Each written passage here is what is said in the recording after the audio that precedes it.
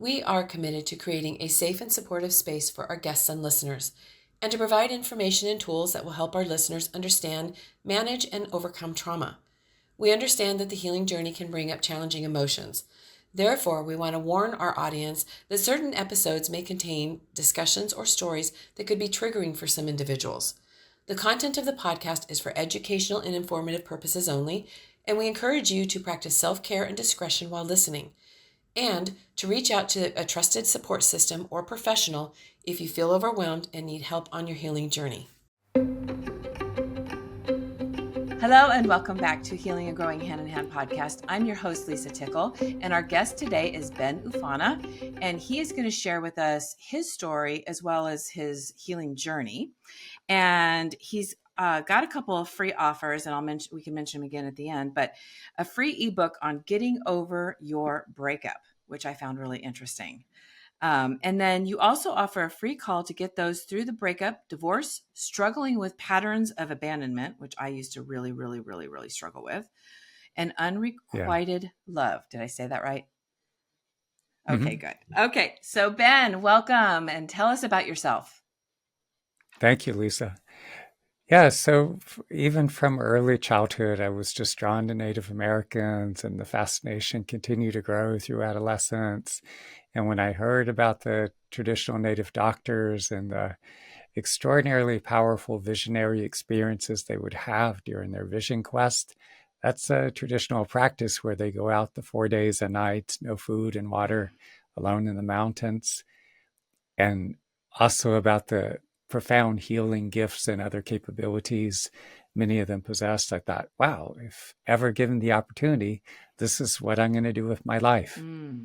At 17, I had already taken off on my own, landed in a community of predominantly Kiowa Indians in southwestern Oklahoma. That's where my car died.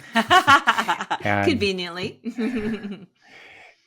Yes. And so right from the start, I began to go into the peyote meetings. Some of the Native elders were hesitant, but a young friend of mine, when he introduced me to his father and said, "Hey, Dad, Ben wants to go in the peyote meetings." And for some reason, this Native elder Jack made an exception for me.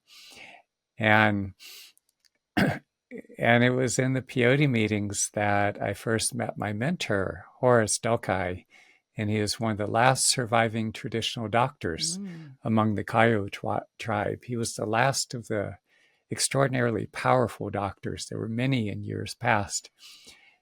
But after first met him, and I was afraid that he would chase me out of there since I'm not Native, since I'm white by birth, but that first night, he, even during the peyote meeting, he made an effort to reach out to me. He actually spoke to me during the meeting. I think because he knew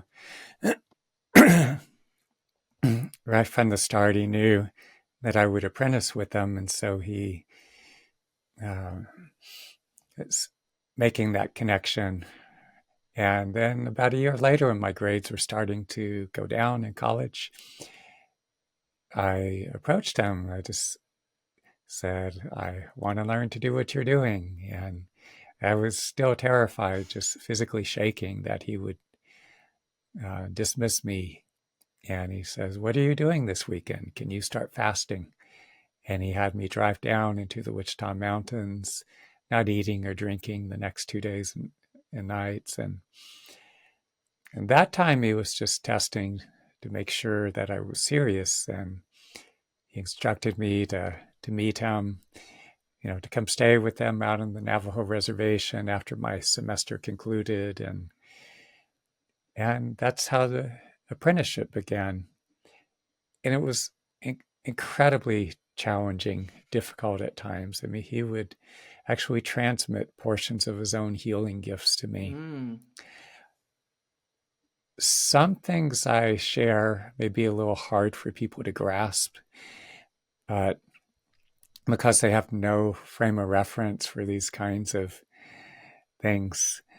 But a lot of the native doctors and at times past possess paranormal abilities. You see this in some other ancient indigenous groups of Mm-hmm. people. And so my mentor would actually do things like he would take the end of a feather and just physically project it into my body. And as he would do that, I'd feel this extraordinarily powerful force impacting me, and he'd have someone standing behind to hold me up so I didn't just fall Mm-hmm. back and get a concussion. And I would just feel myself in that profoundly altered state. But one doesn't just take that gift of healing and run with the ball. One has to earn the right to work with it. And so, that's when we go through the vision quest, that 4 days and nights without food and water. And since then, I've gone dozens of times. Let's see, early April, a few weeks ago, Mm-hmm. that was my 62nd time. Wow. Not to impress anyone. It's just, for me, it's when one trains in these traditions that you just keep going. Mm-hmm. One never stops if you're truly committed. And for me, it's like, well, how far can I go? Mm-hmm. I want to experience as much of that connection as I can. Oh, but what I was talking about, those paranormal aspects that some people may find hard to grasp. All one has to do is just go to Google and just look up Hopi snake dance, and you could see these dancers in the plaza, and it's like live rattlesnake hanging out of their mouth or wrapped around their neck and their face, and or just holding them, in their hand. And as these individuals are so connected with the forces of nature that they can do things and that many people wouldn't even consider to be humanly possible. Yeah, I'm sure. And I know exactly what you're talking about. And it's kind of scary to watch. It's interesting. So so tell us about you and about your journey, your personal journey, because I know that you have a story. And how did the healing go? How long did it take? Are you still on your healing journey? I mean, just what's the story with that? Wow. So when Horace transmitted portions of his healing gifts to me, and initially I would assist him as he would work with various individuals, but I was scared or just thinking like, well, I don't know what to do, and not having any idea how to begin or work on my own. And Mm, at one point, he's like, you just have to start working with people. It's going to work differently for you than it does for me. So once, tell people what you've been doing, and they ask you to help them, do so. And after a few years of apprenticing with Horace, it was just intense. I mean, it felt like it just disassembled me, and needed to reassemble myself. And so I put myself back into college, finished a degree, and as it was getting near to graduation, it's like, wow, college financial aid is running out. I actually have to work. And so when I start working with people, and it was like pouring hydrogen peroxide into an infected wound. It's like a lot of the traumas that I carried from my mm, childhood and adolescence, all of that was resurfacing, and especially in relation to my attempts to form relationships. I was found myself forming attachments to women who were at that time wounded in their own ways. Some mm, were just disinterested or unavailable, but some were also very traumatized, and some quite abusive. And there's these profound fears of abandonment wound, that it was like just waiting for the shoe to drop, mm. in a sense. Yeah. And it always seemed to be a mismatch in one way or Mm-hmm. another. It was in some ways, I felt so connected when I lived among the Native communities, but when I transitioned back into our dominant culture, what I refer to as Wonder Bread culture, there are ways in which I was just so mismatched, and it just trying to date or form relationships, and it's like I don't think a lot of the women that I would form these attachments to quite knew what to do with me, and because I carried that, what they Native people refer to as that medicine, that presence, or that power, Yeah. and I remember one girlfriend, for instance, telling me, like, even when I was asleep, she's laying next to me and she's like feeling all this power just moving through her body and stuff. It's like, oh wow, that's cool. And it was easier later on, when I started spending time in India and Sri Lanka, because they had more of a cultural framework for these kinds of things. Yeah. And so there was more of a natural resonance. Yeah. And so there it was just a lot easier. And, uh, I've had two like serious relationships, not at the same time, of course, but with women in Sri Lanka. I'm quite content with monogamy, so I like deep and intimate partnerships. Yeah. And they are hard to find. I'm big on that. Yeah. Yeah. And they are hard to find. Hmm. Definitely. It gets easier though. It's to the extent that we suffer a lot of this emotional wounding or trauma, that creates a lot of barriers to intimacy, Yes. and we're more likely to attract other individuals that reenact whatever early life traumas, whatever betrayal, infidelity, or whatever other horrible, crazy dysfunction, abusive kinds of behaviors or weirdness that we're subjected to. So what happens is, because we have these experiences, but also the vast majority of us, we were never taught how to work constructively with our emotions. Correct. Especially And men, right? yeah, Especially men. more Yeah. so. Mm-hmm. Yeah. Now, there are uh, exceptions. Right. It's in many ways I feel more comfortable with and find it easier to relate to women. But every now and then I find these really exceptional men that have this depth. Yeah. To them, and they've done the deep, intensive work, and they're very much committed themselves.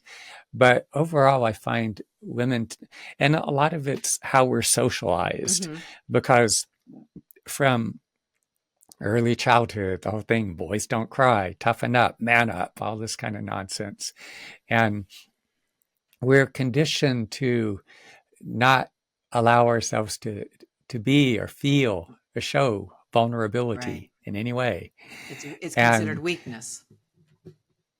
Yeah, and sometimes I feel there's ways that women reinforce that in men too, because what I noticed in this culture, dating, is that especially if you're a man in this culture and you carry this trauma, this deep emotional wounding, and I found that a lot of women in this culture, there was less acceptance for that. It's like, no, that's not cool. That's not okay. Right. It's like, I want this really strong guy, who's a rock, and a lot of those men, is, well, I'll hear the women later. I end up working with a lot of these women. And it's like, but he's such an asshole, and he's so, so grossly insensitive. And it's like, well, you wanted a rock, didn't you?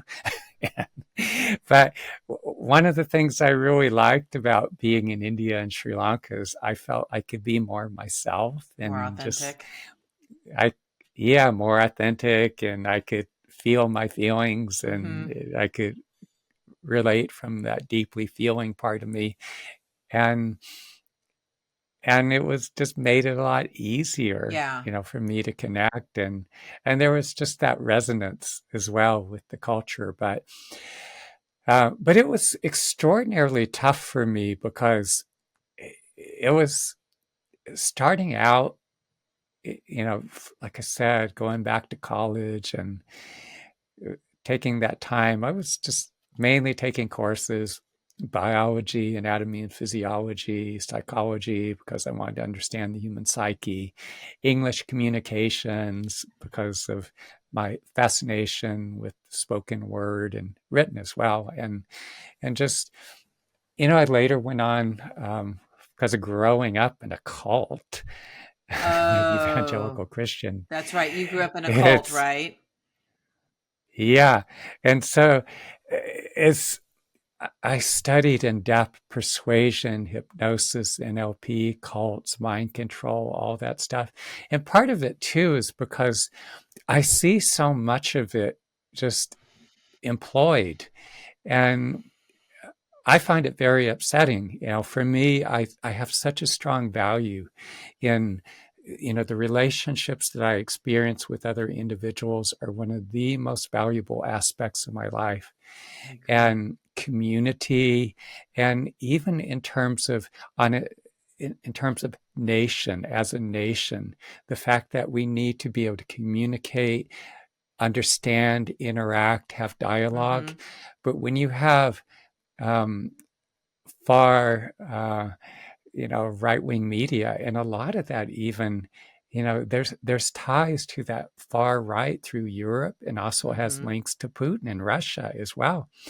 And so the way that it's created the polarization, the finding the wedge issues and driving us apart. Yes. But anyway, getting on a tangent here, Yeah. But I'm reeling with you. myself back in. I'm with you though. Our country is really hurting right now. There's a lot of hurting people. Very, very much so, and so, but there are ways in which I was just struggling, flailing, like here, this power, this gift, this medicine is awakening within me. And I'm starting to work with people, but at the same time, as I said, these profound abandonment, wounds, rejection, all that, just internalizing that, just this extraordinarily painful emotions that would arise when the relationships weren't working, when they were just blowing Mm-hmm. up on me.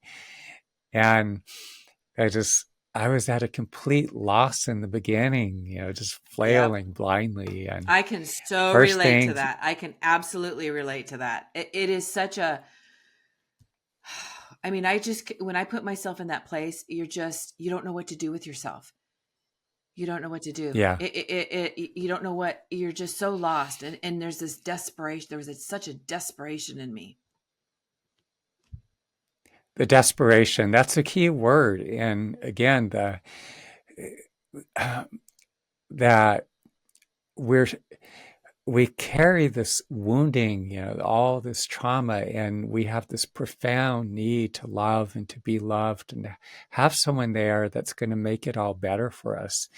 And I remember at the time when I wanted so much just to have someone there, just be and, to be able to be in that safe, contained Yeah, space with someone, I'd have an attachment and just don't rip my heart out of my chest exactly. and like the Aztec ritual sacrifice. Don't put me through that Please. again. But I just wasn't getting it. And so I had to do it on my own. And I fought and I resisted in many ways.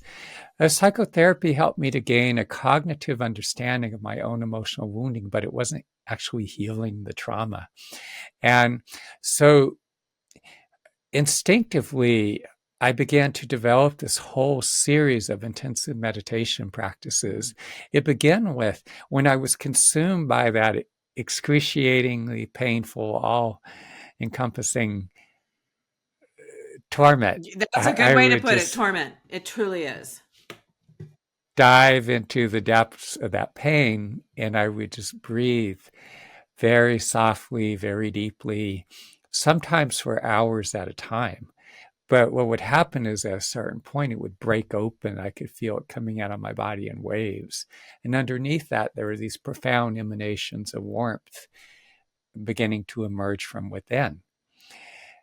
And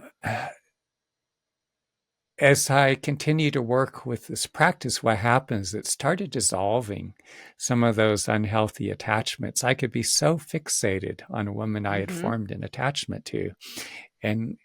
And that's one reason why a lot of people can't let go, because they don't process the emotions, and the emotions held in your body that you suppress.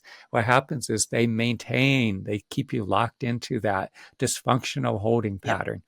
So as I began to process those emotions by diving into their depths, breathing from the depths of the pain, and that those attachments begin to dissolve, then I was able to let go.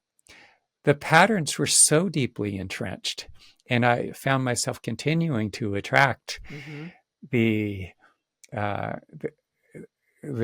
abusive or unavailable. I mean, one of my friends, after some time, after doing a lot of intensive work, says, "Wow," she says to me, "You don't attract the psycho bitches anymore." Yeah, she could see the change that was happening in me, because she has known me for how long? 33 years, I guess. Yeah, so she knows me from way So she's back watched there. the transformation. And yes, she certainly has. But yeah, the practice is extraordinarily helpful. It's a very critical aspect of the healing process, no matter what therapeutic intervention you're doing, whether it's psychotherapy, deep tissue body work, if you're using sensory deprivation, flotation tanks, whatever you're doing. This practice is crucial. We can go into that a bit.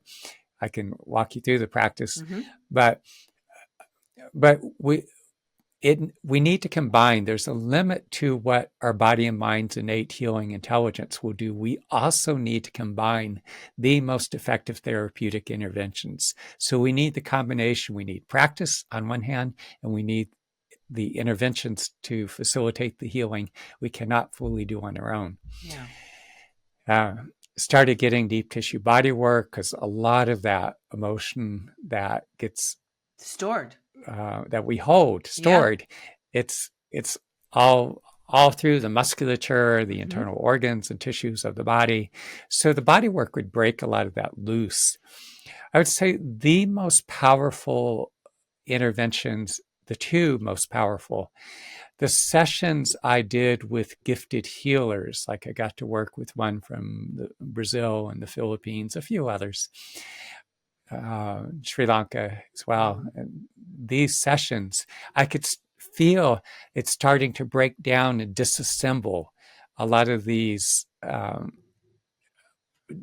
deeply ingrained configurations that developed out of the trauma that I carried, and that were reinforced by the subsequent traumas of relationships blowing up on me. Yeah. It piled on top of another. It layers. And the problem is that there are very few individuals working on this level. And so, but around the time I turned 30, I was feeling the pull.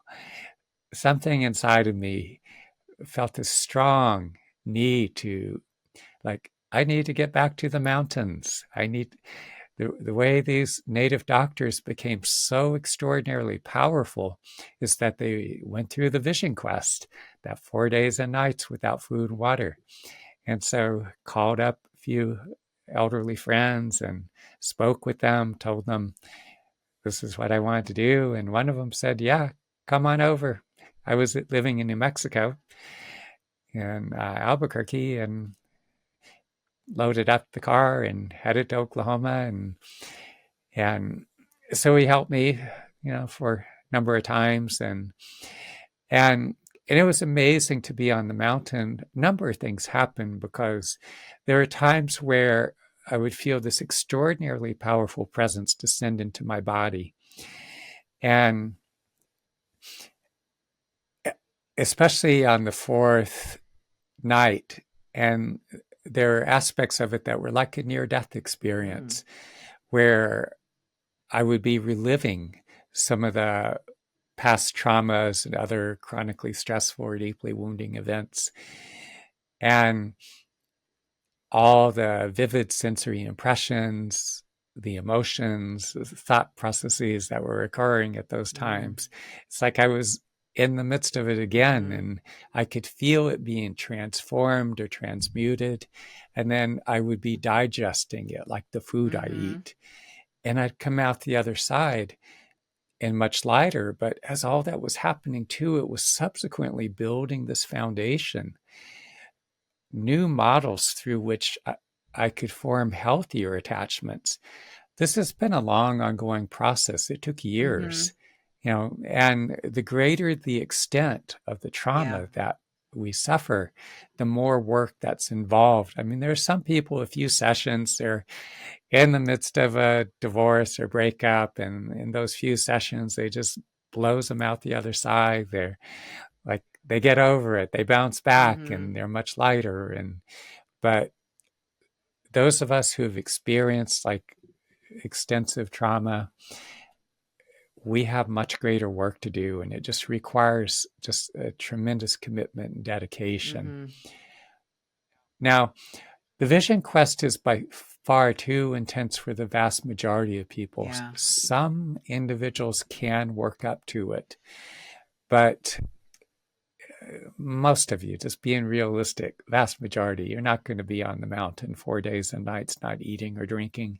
And those forces, those beings, that power is so extraordinarily intense. Like one guy I was working with, doing sessions for, did a number of sessions, and he got curious. It's like he wanted to go. And after the first vision quest, after he came down the mountain, he had so much emotion. Like he was so overwhelmed by it. He walked around the same block 20 times in one day, saw an ex-girlfriend in a restaurant.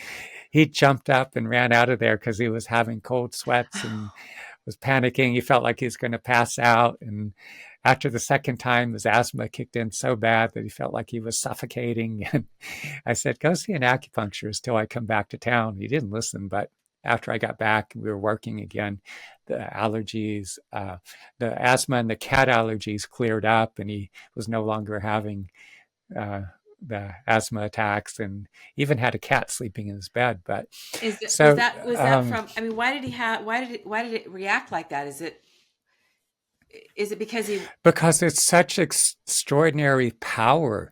When we carry this emotional wounding, and if you go through something like the intensity of a vision quest, is you have so much highly charged force or power within your body, and it's all that emotion that's built up in your body. Sounds like you're highly sensitive. Now, if there are people that I've worked with over time, and in the course of working with them, it built them up so that they could withstand the intensity of the vision quest. He wasn't ready.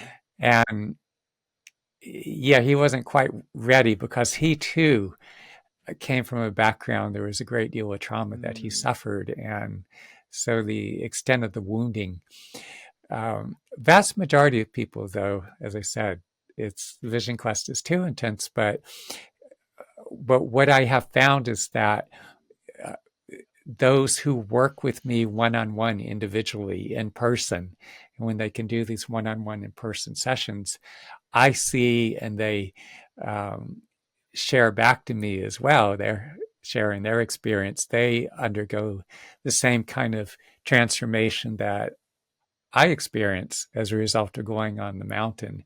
It's just at a level that's more manageable for them. It's not so intense, and it's not, because that sounds like it's probably, I'm sure, a power-packed 4 days. I mean, I couldn't even imagine not eating, not drinking, and then you're just doing some really super intense work. So this way you kind of break it down and make it a little easier for people to manage, and it might take them longer. It's not going to obviously be done in 4 days, but it's still manageable for them, and it's still a faster way to heal than trying to do the traditional therapy. Way faster. Yeah. Because I was just going to say, those of us that have come from trauma and childhood abuse, I don't recommend traditional therapy at all, just talk therapy. You really need people like yourself, people who specialize in trauma, that can get in there, because we do need to work on our subconscious, and we do need to work on getting this trauma out of our body. Mm-hmm. It depends on the individual. I've had some people that I've worked with, and I've encouraged them to go ahead and work with a therapist, or maybe they already were.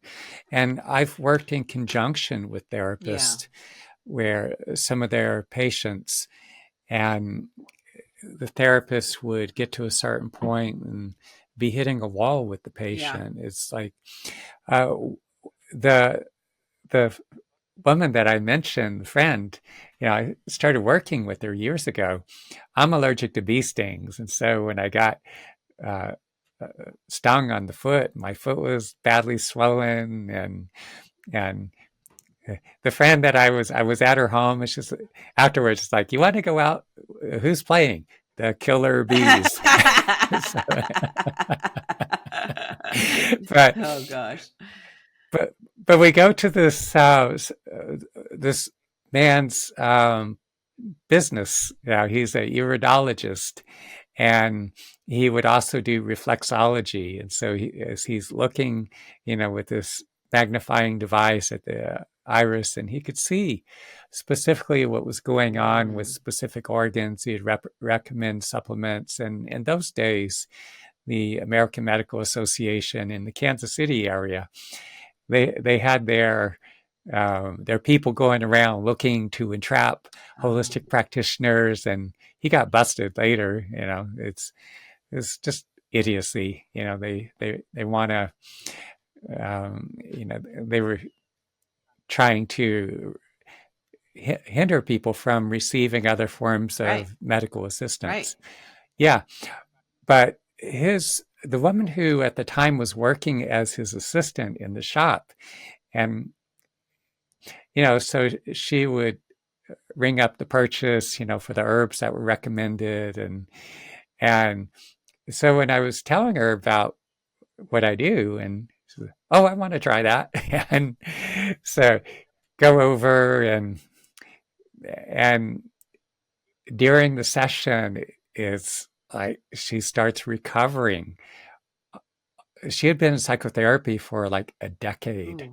And the first session, she's recovering the memories that were completely blacked out, like years of memory of the actual traumatic events, the physical and sexual abuse by her father, stepfather, and multiple perpetrators. And she was able to go back into therapy. So she would do a therapy session. She'd work with me as well. And then even her therapist was having me do sessions for him. He was just blown away by, but on a physiological level too. I mean, there's another woman that somehow her pelvic girdle was, instead of fanning out like this, it was rotated inwards, and it was affecting her ability to walk, her mobility. And so this osteopath is working with her in session after session, and it was just not releasing. Yeah, not releasing. And so first session is like, boom. Yeah. It just went exactly to where it needed to be. And I think he had some frustration. It was like, I've been working all this time to try to get this to open up, and you do one session with that guy, and it's like, boom. But I should also say, healing is very much a process too. And a lot of people have lost sight of that. And I think one of the main culprits of that too is because of, now that we have this distractive technology, our smartphones and social media and 24/7 news cycle and so on. And it's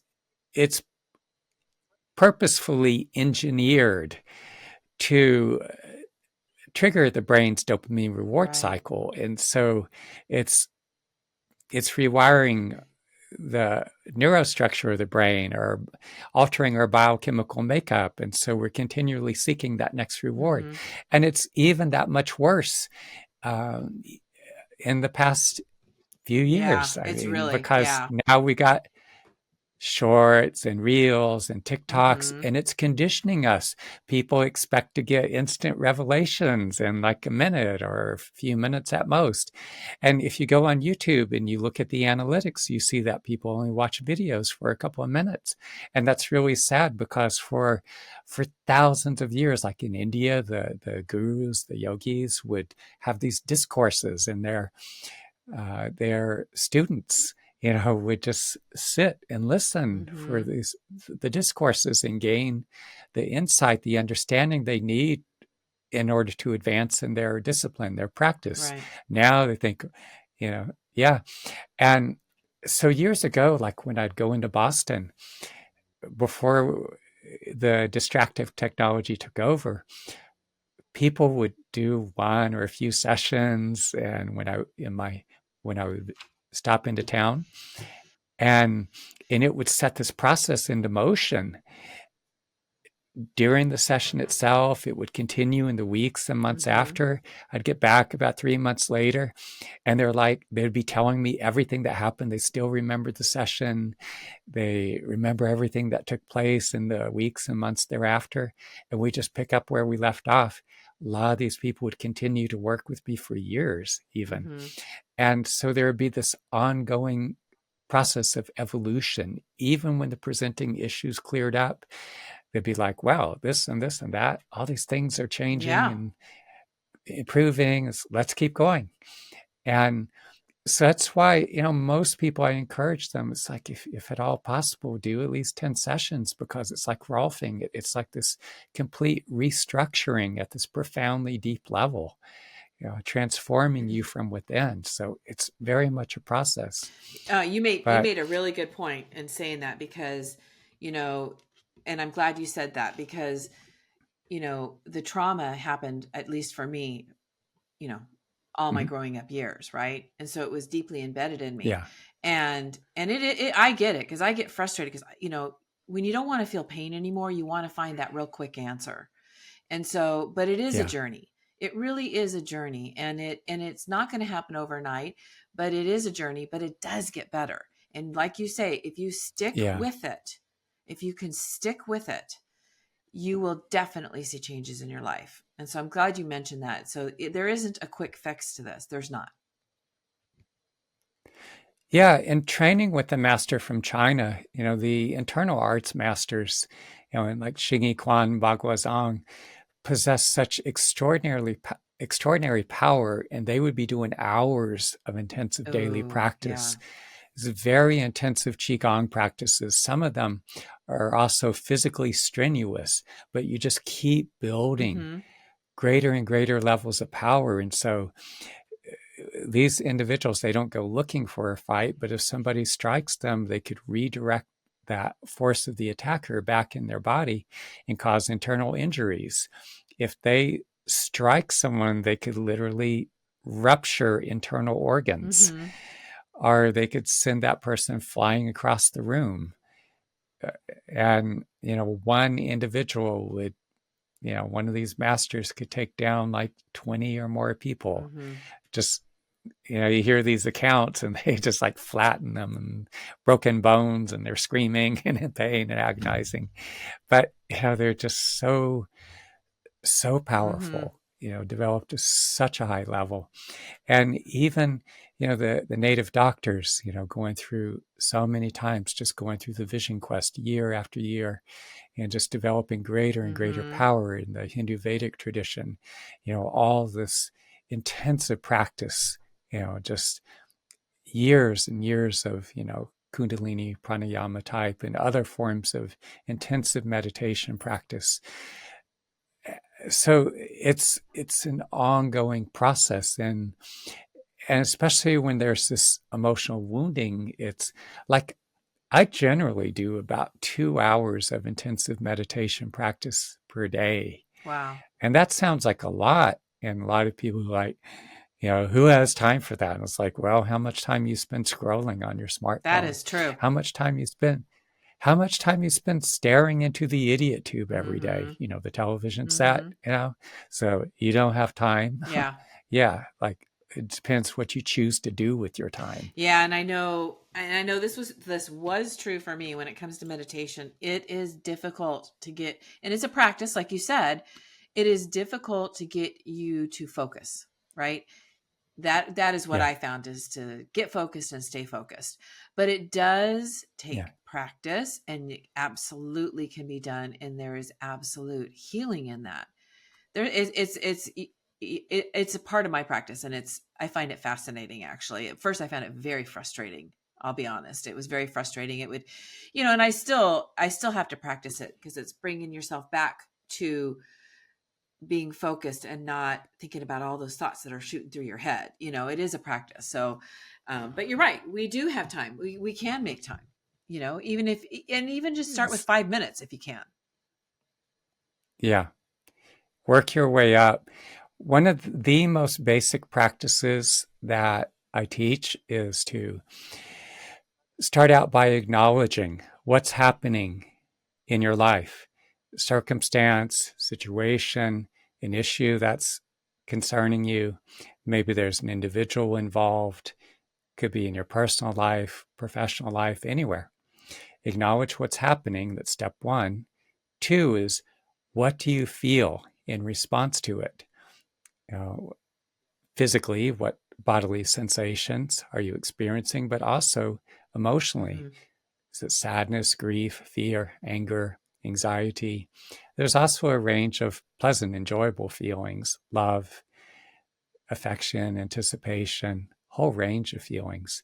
But whatever you feel, just open to those feelings. Allow them to be what they are. You're not trying to change them. You're not trying to make them go away. And then, as you acknowledge the feelings, as you realize what you're feeling, where are they situated in your body? Are they in your chest cavity? Are they further down your abdomen, in your solar plexus, up in your Mm-hmm. throat, towards your back? Where are they? And bring as much awareness as you possibly can. Descend into the depths of these feelings. You're not trying to change them. You're not sending light to them. You're not trying to breathe them out. You're not trying to make them go away. Let them be exactly as they are. Feel them, breathe into them, whatever time it takes. Sometimes I have something excruciatingly painful, like you find out your partner's been hooking up with someone else. That's a Now your relationship has just exploded on you. It could be excruciatingly Mm-hmm. painful. You could, that pain can stay with you for hours or days, or weeks, months, and it will fluctuate. But you're going to have a lot of painful emotion there, or the death of a loved one.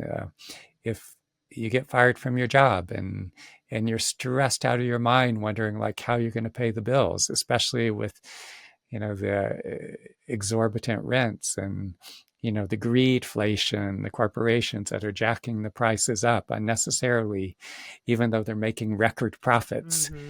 Mm-hmm.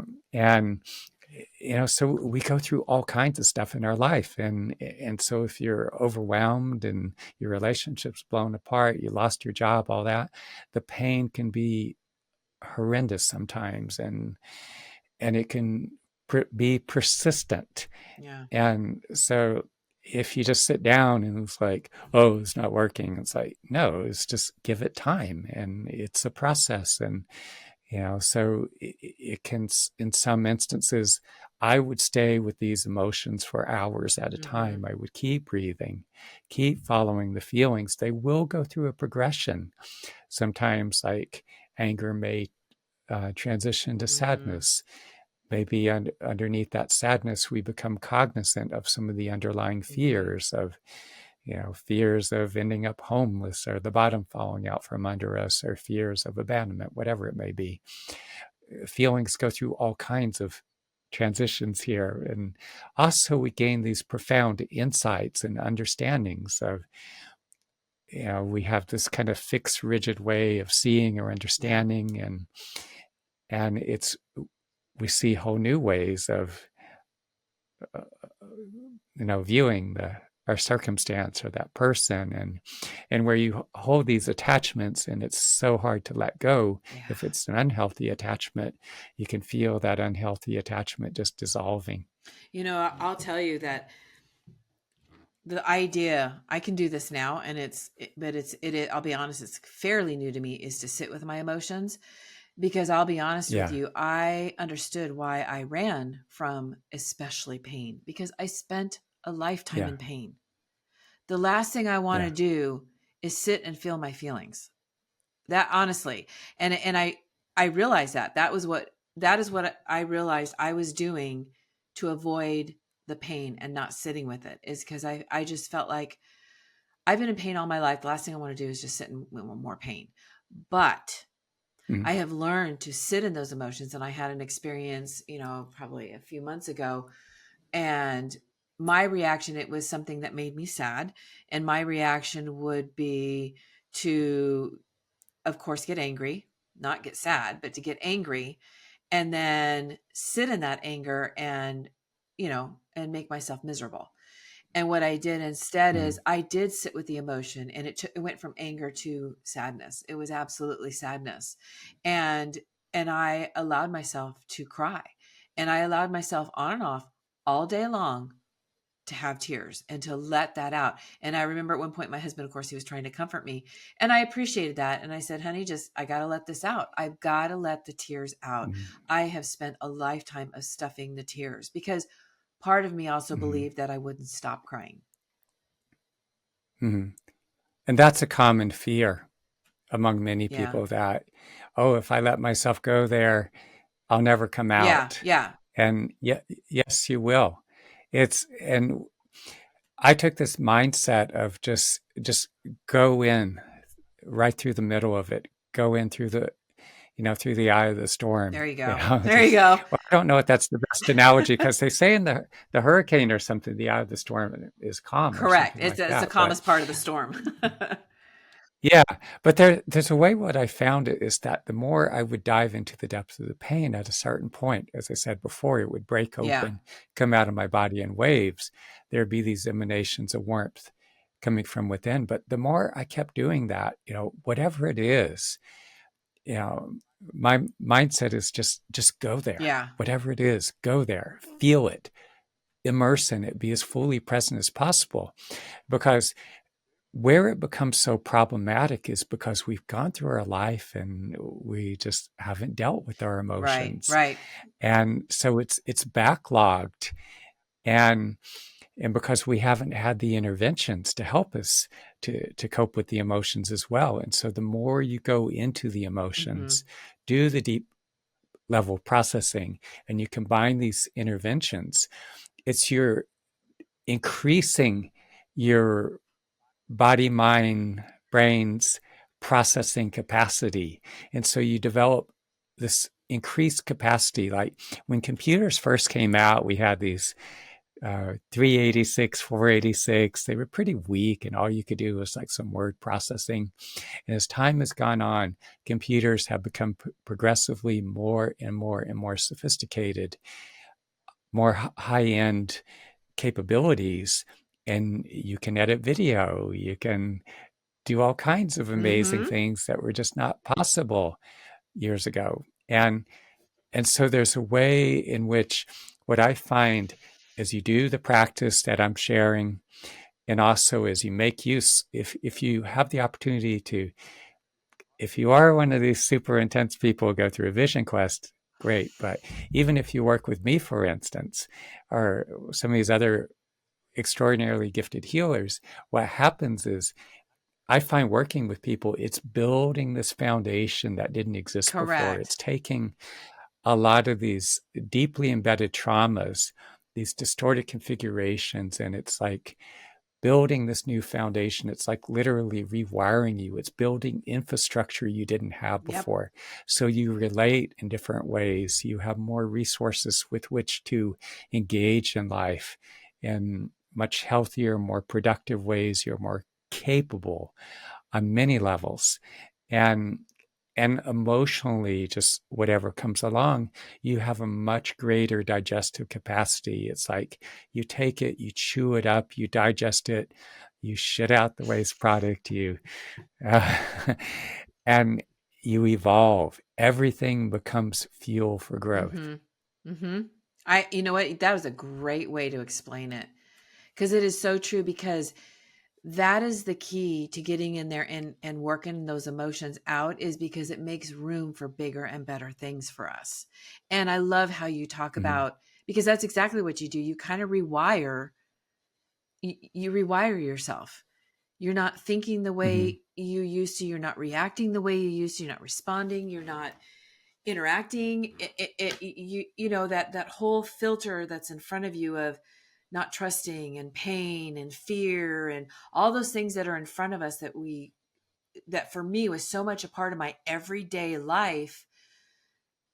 Mm-hmm. It lifts up and we're able to bring in the good stuff that we need. And we are able to have better and healthier relationships with ourselves and with others. That's a great way that you explained it. Yeah, and there's a way when we carry that trauma, it's like this pervasive film or Yeah. filter, Yeah. and we see everyone and everything through that, Correct. and we have all this distortion inside of us. It's okay. We have our conscious intellectual mind. We have the parts of ourself we identify with, but we have that's only like this tiny Mm-hmm. small amount of this vastness of the rest of us that is out of our conscious awareness, and so we're forming bonds, we're forming attachments from parts of us that are not the most resourceful, not the most parts of us that are not conscious or not engaged.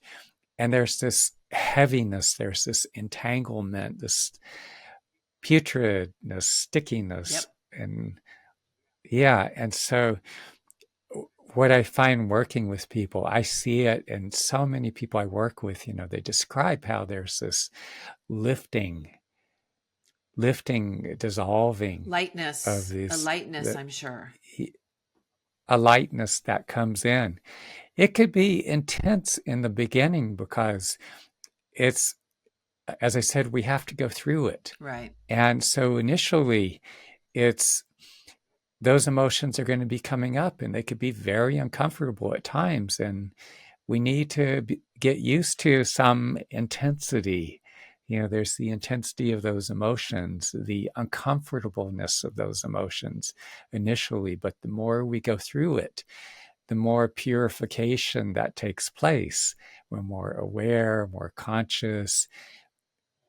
These lived experiences, the emotions, again, extract the waste product happens as we do this work. It's transmuting this content. It needs to be transmuted because when you go to the supermarket, you stock up your fridge. You forget some things. They're in the back of your refrigerator, or maybe it's the leftovers you forgot to finish, and they're no longer edible. And so the emotions and all the stress and the leftovers from those traumatic and wounding experiences, it's putrefying down there in the body and mind. And so that's where the intervention is so crucial. So say for me, going through the vision quest and as I work with people individually, it's taking that toxic, that putrefied content that the body doesn't quite know what to do with, sifting out the waste product, transforming, transmuting, then you digest those lived experiences, all those subsequent charged emotions. And then as that happens, then you experience the lightness. Mm-hmm. Mm-hmm. Yeah. And then it also, like I said, we've removed that stuff that is so negative in us, and we can fill it back Mm. in with good stuff. Yeah, we don't just all throw it away. Mm-hmm. There's some things that we absorb, like if we were subjected to physical or sexual abuse, sometimes we absorb from the perpetrators, the individuals who abused Right. us, or even verbal abuse for that matter. So that's sifted out. You don't need that. But one thing that's important to understand. We don't want to just, this is why I say don't try to breathe it out. That's not a good Right. practice. That's harmful, because this content, we go through these experiences in the emotional body. It's like we have this bandwidth. And so, like, you have the hard drive of a computer that it stores data. And so our emotional body and our physical body, it stores all these impressions. It stores our uh, all this emotion, Mm-hmm. and the mental component as well. It's all this residual that builds up. So it actually needs to be transmuted. So we don't get rid of it, we transmute Right. it, and then we digest it. And that's how it becomes fuel for growth. Mm. Ooh, that was a great explanation. I like that. I like that. Yeah. Yeah, and you know, and it's interesting that you use the the term like the filter. Our trauma creates a filter, and it's so true. And I know that I had several filters, and and as those filters are removed, you see things differently, and you react differently, and you live Mm-hmm. differently, and you feel differently. It really does make a huge difference. Yeah, and it's all in degrees too. It's on a continuum, because it's like so many people are just acting out unconsciously. Like you see, Mm-hmm. again, political example, like you see a lot of those with autocrats, autocratic tendencies. And some of them, maybe they just have some organic mental illness of sorts, that predisposes them to their sociopathy. But there's also the fact that a lot of them are just extraordinarily deeply wounded. Yes. They themselves experienced a lot of trauma. And they're, in many respects, people operate at the surface, so far up at the surface that they're they're in a sense blind to their actions, Yes. They have blind spots, they uh, call them. and Mm-hmm. a lot of blind Mm-hmm. spots. And but I forget who it was. Some noted um, psychotherapist years ago who, in one of her books, and she was talking about, I think it was Hitler, Stalin, Ceausescu, the Romanian dictator, and talking about the traumas that they had each suffered growing up. And I'd be curious, I mean, we'll never know, but Mm-hmm. had they not, I know Hitler, Stalin, were both subjected to like severe beating. But there's also this extreme, in the former Soviet Union, this, the time of the Bolshevik Revolution, there's this extreme ideological fervor. And I can't say everybody, because I've read and listened extensively on that. And I can't say everybody, although sometimes I wonder, it does seem like that there's a collective trauma that is so pervasive, that permeates much of Russian society. Yeah. And I think that accounts for the horrors that they have inflicted upon the Ukrainians, Poles, Lithuanians, Latvians, Estonians, and other peoples.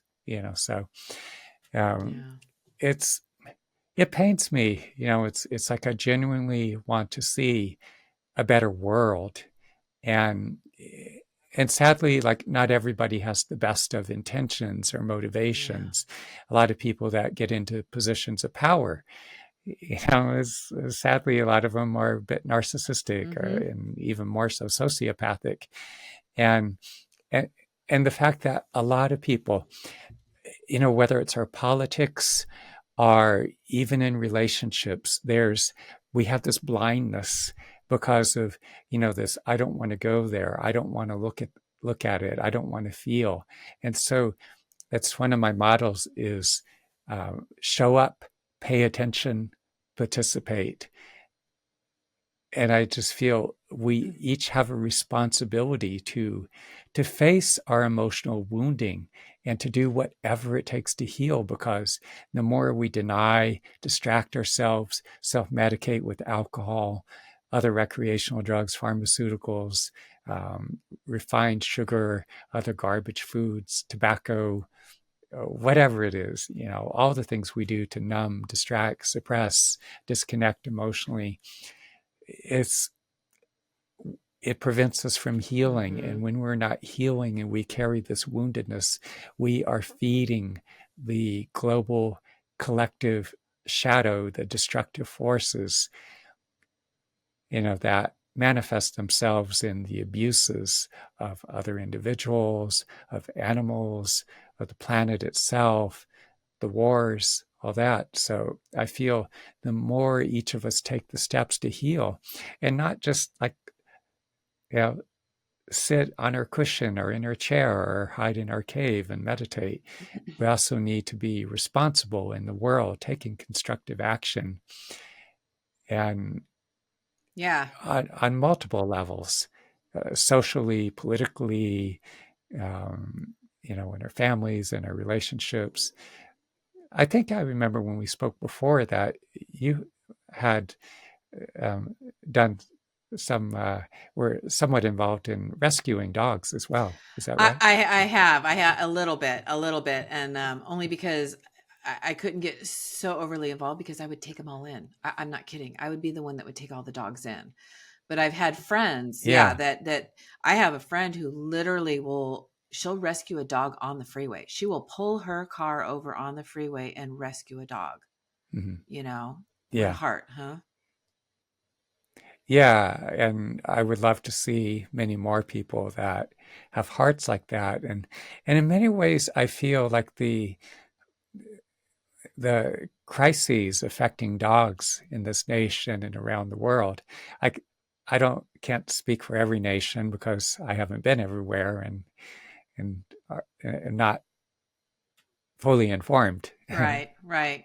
but but I feel in many ways there's extraordinary amounts of money in this country, and there's material resources, and was it I think it's about 77,000 dogs that are euthanized every year in this culture, and there are millions. Um, no, I think it's 77 million That dogs. sounds about right. Yeah. Yeah, Yeah. 77 million dogs euthanized, and I think I don't know, I'm getting my figures screwed up here, so forgive me. But in any case, extraordinary numbers of dogs and cats in shelters. Hmm. And there's ways in which I just feel we're so disconnected as I individuals, agree. individually and collectively. And then, when I was growing up, I'm dating myself, the Sex Pistols, Oh and they yeah. had that song Pretty Vacant. And it's, in a way, it's talking about how we're so disconnected Hmm. in ways we're so just out of touch.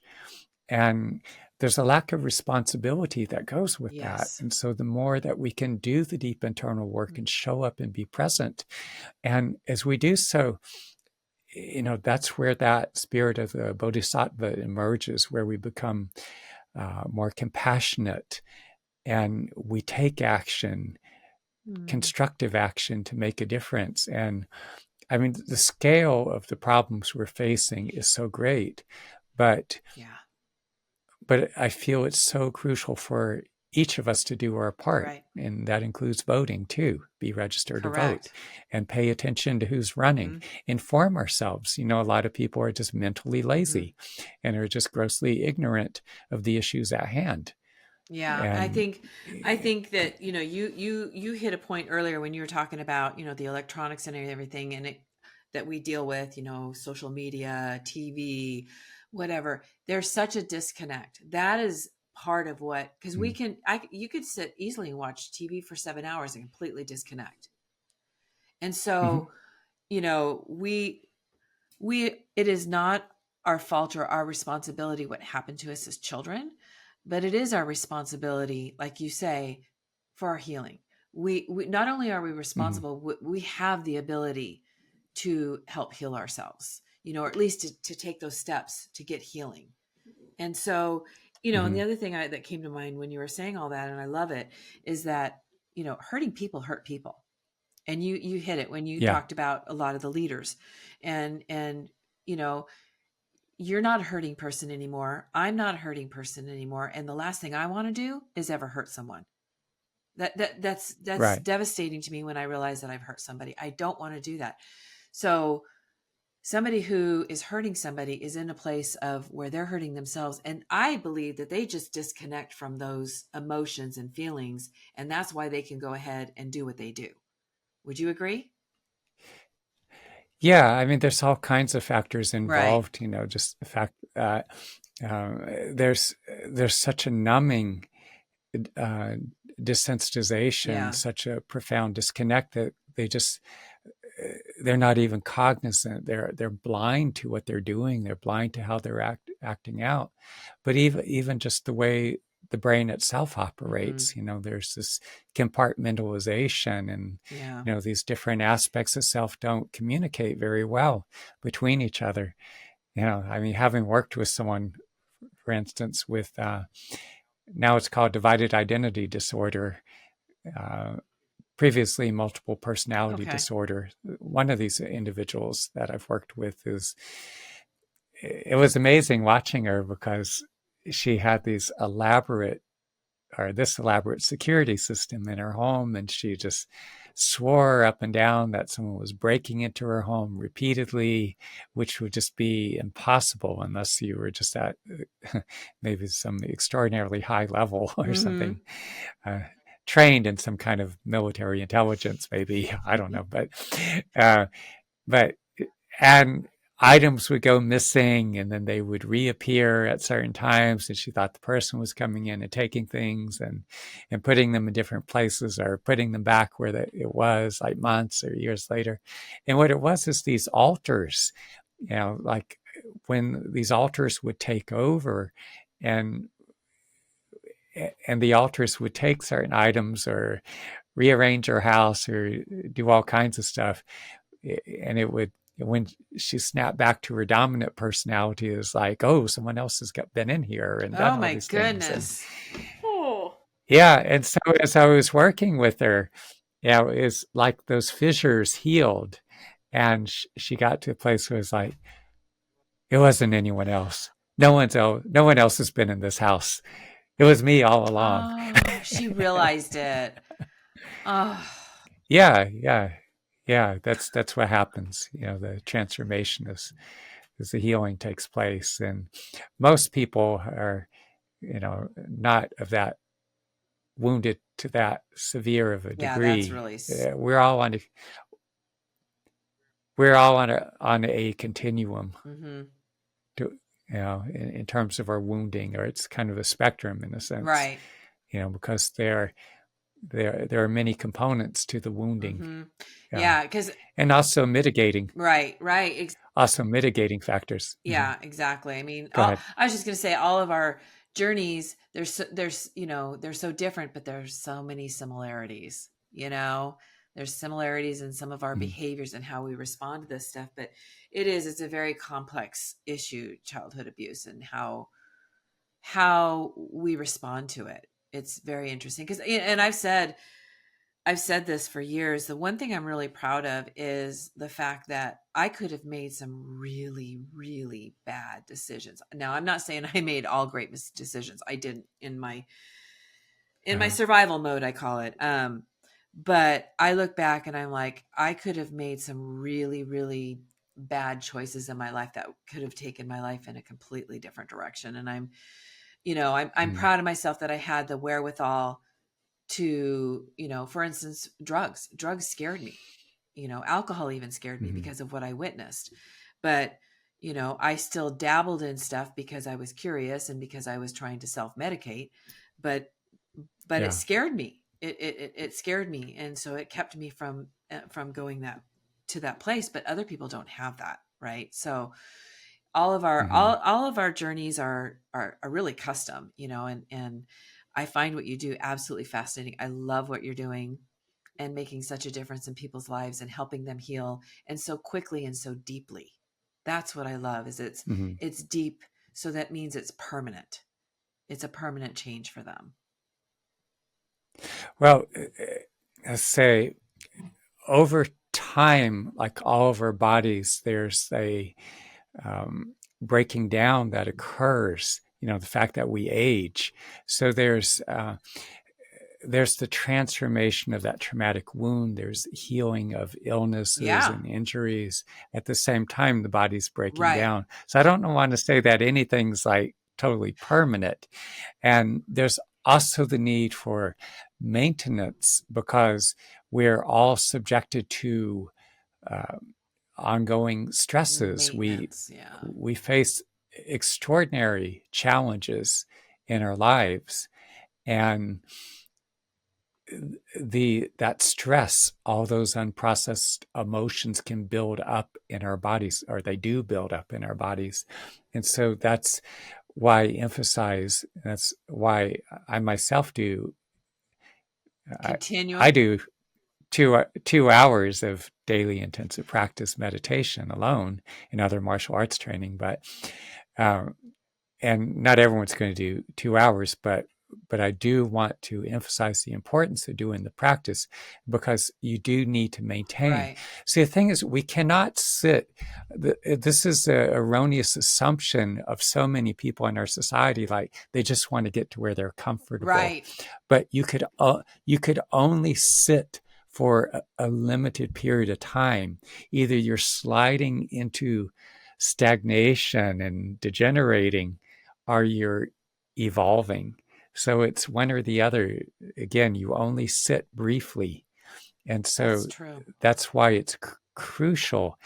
We all need to be like, say, I could work with someone, for instance, and they can heal this trauma, Right. profound traumas, maybe the childhood physical, sexual, verbal abuse, all. And maybe I don't see them for a couple of years, uh, you know, 3 years, 5 years that go by, but they're working an incredibly stressful job. And yes, that trauma's healed. There's going to be some Mm-hmm. residual that's tucked away back in there. Some of that residual that maybe we weren't able to get to, some of that's going to come up. But there's also going to be that the stresses of, like, I have two friends that got to have a startup, Mm. and just the amount of work and the insanity of dealing with investors and nearly having everything just come collapsing down. But they are successful. They've gone through extraordinary hell, and there were a number of years that I didn't get to see them, and there's just, and both of them, just the residual of all that Mm-hmm. stress and anxiety, overwhelm of the years that, because we were in completely different parts of the country and everything, and so as they're doing better, they're um, flying me out to come see them, Nice. and it's like clean up all that stress Yeah. and overwhelm and Yeah. the hell, that high water they've gone through. Yeah. And when And also, no, go ahead. I'm sorry. I'm sorry. I didn't want to talk over you. and also build them up. So it's one of the things I really like is working with high functioning professionals, because what I find is it builds an even greater foundation, greater resources. They become more intuitive, and a lot more additional resources where they can take their business, their work to much higher Mm-hmm. levels. And so they both appreciate that aspect as well. Yeah. Yeah. I can totally visualize that. That's so interesting where you talk about, when you take that stuff out and how you can go to a higher level because you don't have all that stuff affecting you anymore like it was. It's not a filter over your eyes anymore. You're not seeing things the same way you were, and you're able, and that's why it opens up, and you have a more open mind, and you are able to see other options in front of you. Because one thing that's used to be really frustrating for me until I realized, when I would get triggered or I'd get in that place, I would get so focused I couldn't see that there was any other option in front of me. And Mm-hmm. so as I have begun to heal and learn how to, like you say, manage my stuff, I know, oh, there's another option if I just give it a minute. I'm going to see it. Like, I know it's there. I just have to get myself in a place where I can see it. And I wanted to touch on, clarifying when I meant that it's permanently removed, I just meant that it's not going to be the same that it was before. It's not going to have the same effect that it had on you. Right. But yeah, we do need to maintain, because I really believe, for me, I'm on my healing journey until the end. Have I come a long way? I have. And am I able to manage things a lot better? Yes. And am I going to continue to heal and grow? Yes. But yeah, it's still, like I said, I'll still get triggered, but I have the ability Mm. now to recognize when I'm triggered and to be able to manage it so it's not taking over. Because that's what used to happen for me, Right. is that it would just consume me, and I felt completely helpless. I didn't know what to do. And now I have tools in my toolbox that help me work through it. Hmm. Exactly. And have found that more and more to be the case Yeah. with myself as well, because years ago there were times where I experienced a sense of learned helplessness. I was just so cognizant of the fact that I lacked many of the resources I needed to function. Hmm.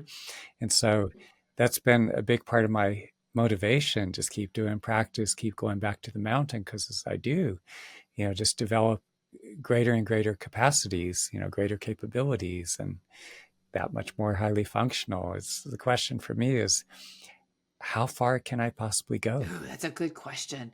That's a great question. Yeah. So let me ask you this. What do you want to leave for our listeners? What would you like to leave with them? Just one of my mottos that I go by is, as I said, show up, pay attention, participate, just on a daily basis. Just do the best you can. Just jump into life, embrace life as it is. And when I was going through a lot of the hell and heartache, when relationships were just blowing up on me, it was I fought it. I resisted the pain, but Mm-hmm. that's one of the worst things we can do to screw ourselves up, is resist the pain. But after some time, I came to a place of just saying, okay, this is my karma. This is my life lesson. This is the work I need to do. And so, to the best of your ability, just embrace your life experiences, even if aspects of it are very unpleasant. Just like, okay, this is what's happening, deal with it, Mm-hmm. and jump in, do the best you can with your circumstances, the people, the interactions, the issues you're facing. Do the deep level processing emotionally, as I said, acknowledge what's happening, what you feel in response to it, where the feelings are in your body, get inside the feelings, breathe them, follow them as they go through their progression, whatever time it takes, and make use, combine the practice with the most effective therapeutic interventions. The more you do so, you're going to be evolving, getting stronger, more resilient. You can be working through more of the wounding, the trauma. It's going to make you much lighter. You'll be more capable. This is how you heal, how you grow and evolve. You are so right. You explained that so well. Thank you. So, if anybody wanted to reach out to you and work with you, how could they reach out to you? And then I'll have, of course, all this information available to the audience as well. The best way to reach me is through my website, benoofana.com. And yeah, um, go to my website. There's a contact form on there. You could send a message to me. You could also call the Google Voice number 332-333-5155. Leave a voice message for me, and I'll call you back. You could find me on YouTube, Instagram. I'm not going to hide myself. Nor should you. I'm not going to deny. Yeah, I am a bit intense. I am a bit political, in some ways. I'm progressive. I'm very unapologetically pro-democracy, very opposed to the autocratic types that, but so if you see my Twitter, if you see my Facebook, you will see that. So some very right-wing leaning people might find it a little offensive, but Well, then whatever. they just can I move am who I am. on. They can If move they don't on, want to work with you. but if you're yeah, but if you're progressive, open-minded, especially open-minded, you can have your own beliefs, all that. It's just, for me, being in Sri Lanka, the country was in the midst of a brutal war.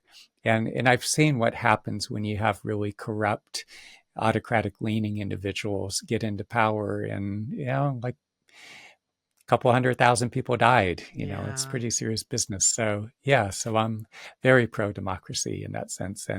But yeah, so you can find me, Facebook and Twitter are a bit more political, but YouTube, you'll find in the videos that I'm doing a number of videos, especially addressing various aspects of healing, relationship, and other areas, health as well, just more emotional, psychological.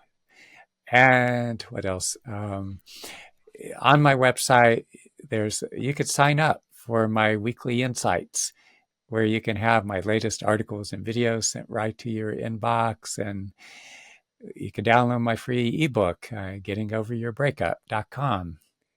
That's the link to the ebook.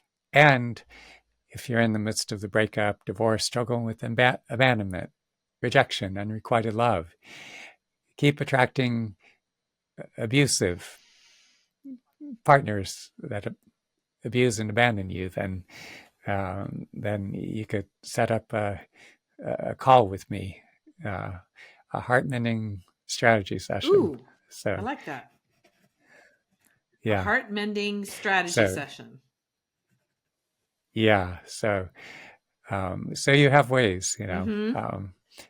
to connect with me, a number of ways here. Excellent. Well, thank you so much. This has been great. This has been absolutely fascinating. I love the work that you're doing, and I love bringing you on the show and sharing it. So thank you so much.